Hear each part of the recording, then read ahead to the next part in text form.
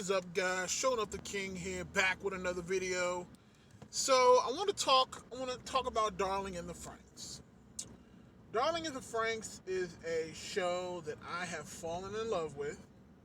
This is definitely probably my second or first favorite anime from, definitely my number one anime from winter season, and probably tied either for first or second place in the spring season of the new anime that's come out.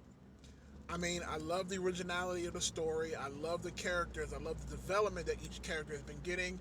It's different from the different tropes that we usually get from anime in general.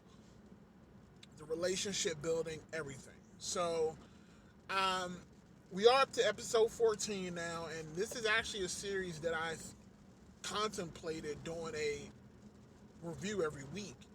That's how much I enjoyed it. Like, I haven't reviewed anime on my channel in years. Uh,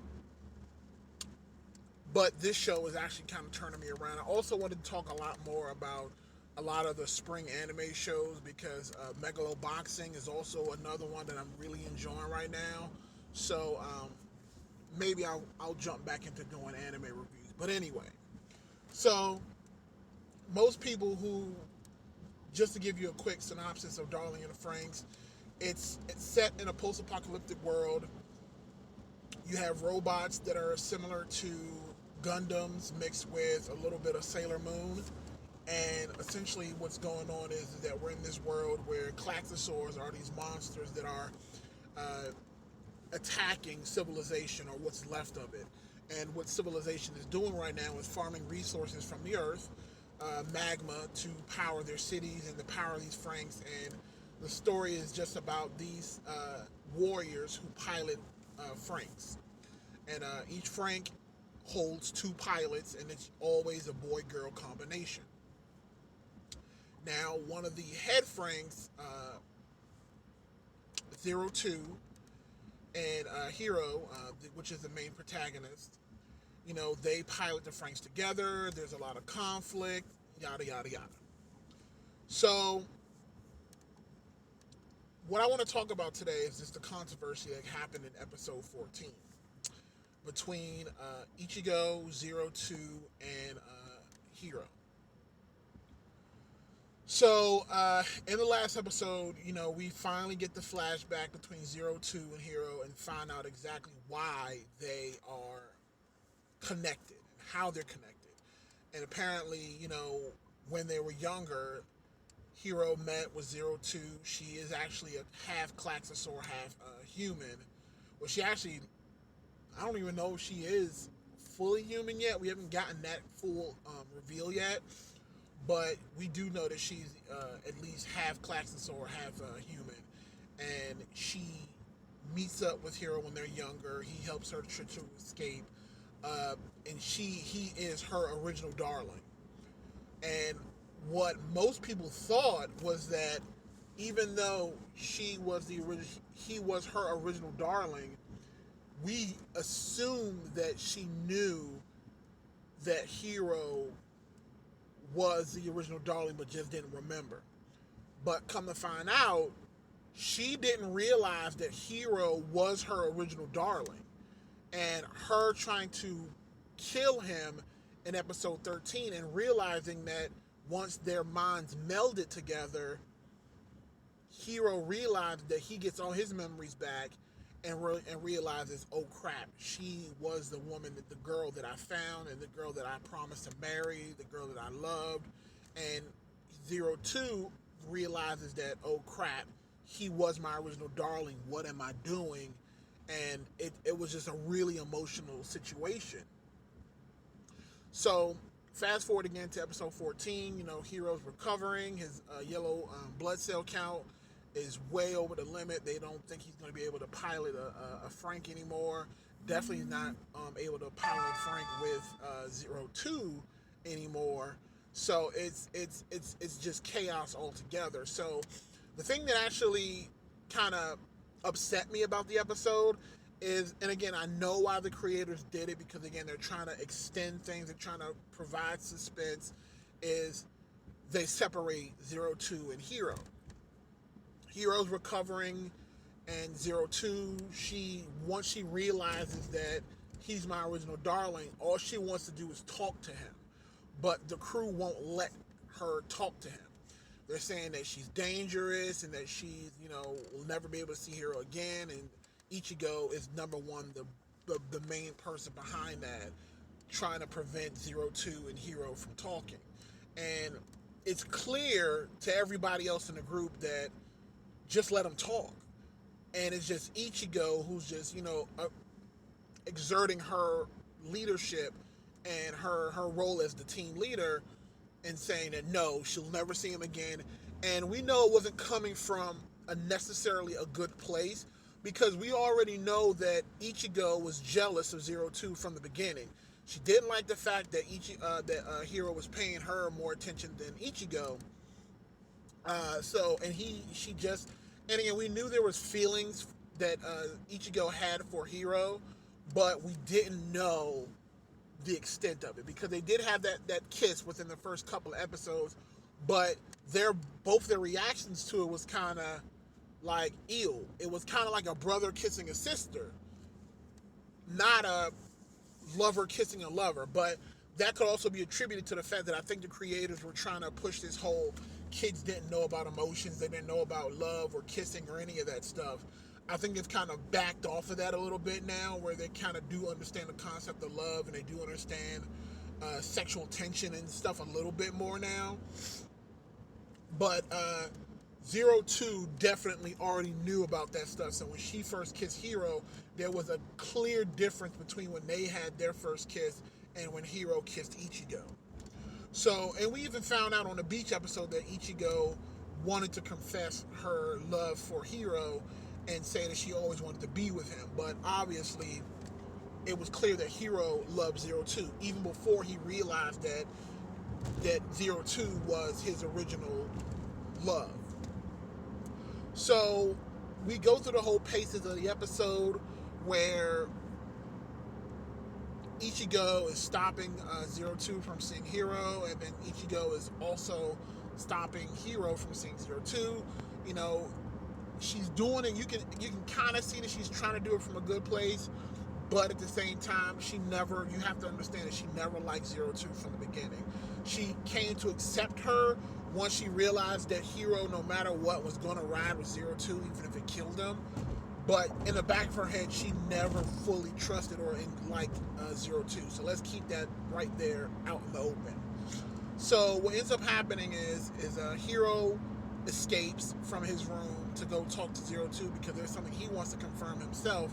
He wants to know if Zero Two knew that he was her darling, the original darling, and was Zero Two trying to really kill him or just to use him. And Zero Two wanted to talk to Hero and wanted to kind of explain to him how she felt and what was really going on. So the show, of course, does the trope where, Zero Two finally gets to go to Hero, and at that exact moment, Hero he escapes at the exact same time to go talk to Zero Two. Wires get switched. She beats up the crew because she's upset. And of course, Hero comes back to find her choking Ichigo. And he ends up calling her a monster and saying that, right now to me, you look like a monster. Of course, Zero Two, very heartbroken about that, but understand this is punishment for what she has done. And it pretty much ruins any chance of Zero Two and Hero getting together, and it's preventing her from leaving. So Zero Two is going to leave, and she's going to go be with Team 9, and, Hero will not be able to pilot a Frank anymore, because, again, there's not anything else going on. So then there's the huge controversy, because everyone's already upset with Ichigo for stopping them from talking, including myself. I was upset, but I understood why she was doing what she was doing. I didn't agree with it, but I can understand. The controversy happens where I lose respect for Ichigo is Hero, in one last ditch effort to seal Zero Two as she's being carted off to her new team. Hiro turns as Zero Two walks past him. She doesn't even give him eye contact, and that crushes him because he truly loves Zero Two, and you can tell that he loves Zero Two, but he doesn't know what to do. So at the last minute, he bursts into tears. He turns around. And he's ready to go run to Zero Two, and Ichigo out of nowhere just grabs onto Hiro, and she's like, "No, I'm not gonna let you go. If you go with her, you'll turn into a monster. You won't be who you were. I love you." She confesses her love to Hiro. She starts to kiss him, and you can tell, and this is the part where people need to kind of calm down, because there was a lot of controversy, which I'll get into, that happens afterwards. You can tell Hiro doesn't kiss Ichigo back. He doesn't stop her from kissing him, but he doesn't kiss her back. He is confused. You can tell he isn't necessarily enjoying it. The kiss isn't the same. Like, you guys have to understand, the kiss that he had with Ichigo, it wasn't like kissing your sister. It was still more of a, I'm kissing Ichigo, this doesn't feel right, but I'm so hurt, I'm not going to stop it. And Ichigo's perspective was, I don't even know if she enjoyed the kiss either. It was more so her in a desperate attempt to stop him from leaving, because she didn't want to see him go. She didn't want to see him go to Zero Two. She wanted him to stay with her.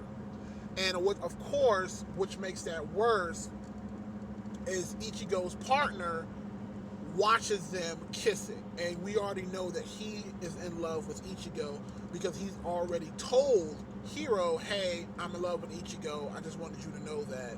So of course at that moment we see them kissing, and it's just like, oh crap.